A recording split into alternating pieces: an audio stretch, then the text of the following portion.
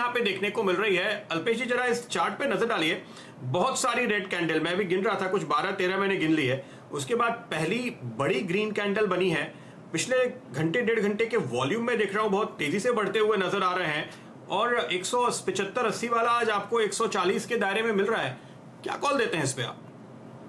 प्रदीप, सबसे पहले तो मैं समझता हूँ कि डाउन द साइड में 134 135 का एक जो जोन हुआ करता था वहां पे एक पूरा एक सपोर्ट लेने की पूरी चेष्टा की और ये मैं समझता हूँ कि बहुत ही लोअर लेवल पे ये स्टॉक अवेलेबल है, करीबन 141 के पास में।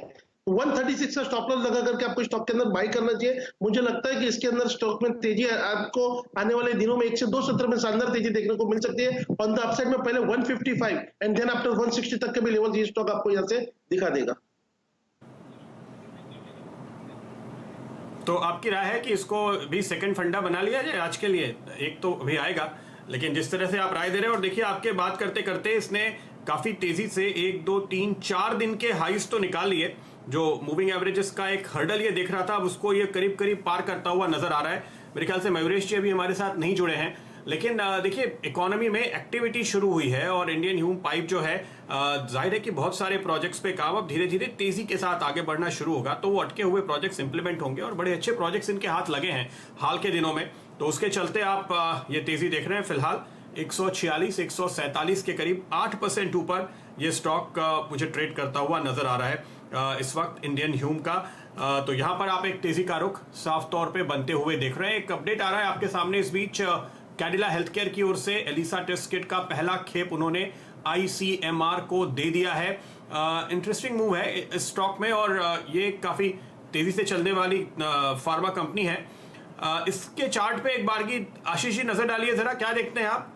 मौका बनता है? सुबह मेरे ख्याल से सातपुते जी आज इस पे एक बाई कॉल दे रहे थे। बात कर रहे हैं प्रतिभा,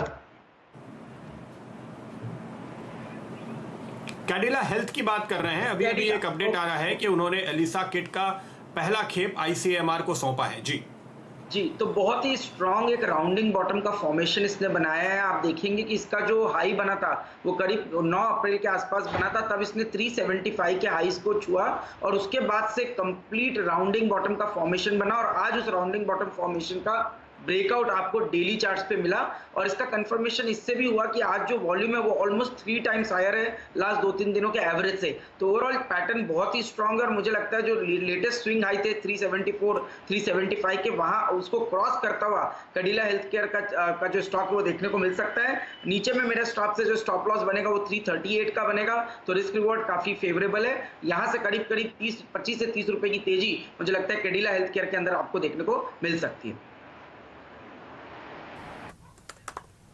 चलिए, ये राय आपको कैडिला हेल्थ केयर पर मिल रही है। एक स्टॉक पर अगर आप ध्यान दें फूरिया साहब, ये आपके लिए है। कोलगेट पामोलिव पर देखिए, नतीजे ऑलमोस्ट बिल्कुल जो उम्मीद के थे वो आए। लगभग 200 करोड़ का इन्होंने प्रॉफिट अनाउंस किया क्वार्टरली। स्टॉक फिलहाल 4% नीचे है। बताइए किस हिसाब से आप पोजिशनिंग देखेंगे? यहाँ पर ओपन इंटरेस्ट अगर आप देखें वो भी 42% बढ़ा हुआ है, तो सेलिंग प्रेशर आपको शायद बढ़ता हुआ दिखे कोलगेट पामोलिव पर। क्या राय आपकी?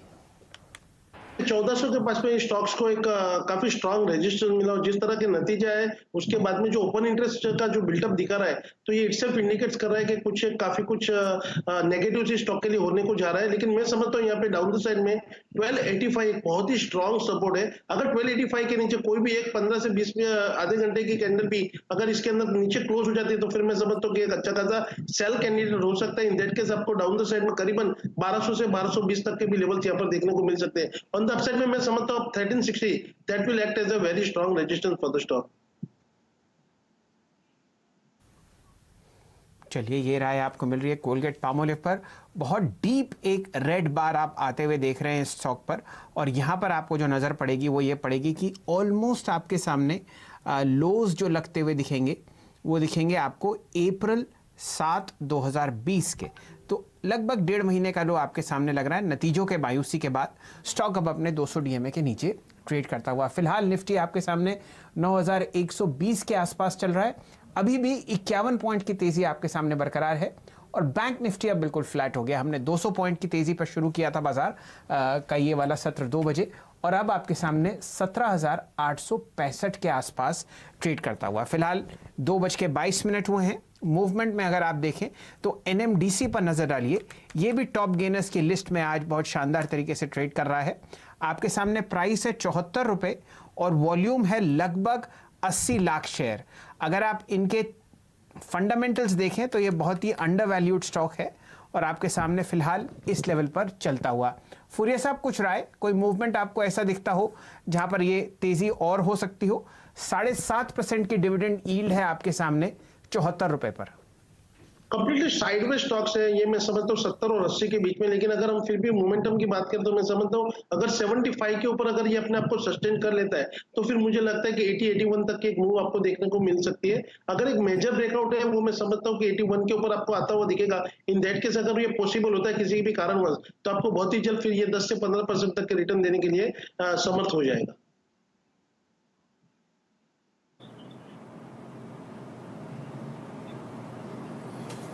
ओके, तो ये कॉल आपके लिए फिलहाल इस स्टॉक पर आती हुई नजर आ रही है। यहाँ पर आपके लिए एनएमडीसी में एक शानदार मूव आता हुआ इस वक्त आपको दिखाई देगा। इसके साथ साथ अगर आप देखें कुछ और स्टॉक्स जिन पर आज मेरी खास तौर पे नजर है, स्पेंसर रिटेल आपकी स्क्रीन पे आना चाहिए। बहुत तगड़ा मूव आया, ऊपर से थोड़ा सा हल्का होता हुआ ये स्टॉक इस वक्त दिखाई दे रहा है। अल्पेश जी, आप जरा स्पेंसर के चार्ट पे नजर डालिए, एक लगातार कंसिस्टेंट मूव है और आज जो वॉल्यूम आप देखेंगे करीब 5 से 6 गुना देखने को मिलेगा आपको। देखिए, कल भी सैलजी से मेरी चर्चा हुई थी स्टॉक्स के ऊपर, जो ये उनका फेवरेट स्टॉक है। मैंने तभी भी कहा था 81 के ऊपर अगर ये निकल गया तो फिर ये अपने 200 दिन के डिमा को निकालने के लिए कामयाब हो जाएगा, क्योंकि हमने एक रेंज की प्रति बात की थी अगर आपको याद हुए तो। डाउन द साइड में 70, 71 और ऑन द अप साइड में 84। तो ये 13 रुपीज जब ये ऊपर की तरफ रिवर्सल होता है तो मैं समझता हूँ कि करीबन आपको यहाँ से 1897 तक के भी लेवल से स्टॉक आपको दिखा सकता है। तो 97 से 100 इसका इमीडिएट टारगेट हो सकता है। और डाउन द साइड में कहीं पे भी सपोर्ट जो है स्टॉक को, आप मुझे लगता है 84 से लेकर 82 की रेंज में आपको मिल सकता है। तो अगर स्टॉक यहाँ पे गिरावट में भी आता है तो आपको बाइंग करना चाहिए। 75 के नीचे का स्टॉप लॉस लगाना चाहिए for the target of 97 and then after 102। चलिए, फुरिया साहब, बहुत बहुत हौसला अफजाई के लिए आपका शुक्रिया। 86 रुपए के आसपास आपको स्पेंसर्स रिटेल दिख रहा है। कल हम लोगों ने बहुत कोशिश करके इसको अपने 200 डीएमए के पार किया था और अब आप देखिए क्या शानदार आपके सामने ब्रेकआउट आता हुआ दिख रहा है। एक दो स्टॉक्स पर आपकी राय लेंगे फुरिया साहब। सबसे पहले जरा ध्यान दीजिए दीपक नाइट्राइट पर। ये एक बहुत ही बढ़िया फंडामेंटली स्ट्रॉन्ग स्टॉक है जो 7-8 दिन की गिरावट के बाद अब बिल्कुल पोजीशनड है एक अच्छे अप ट्रेंड के लिए।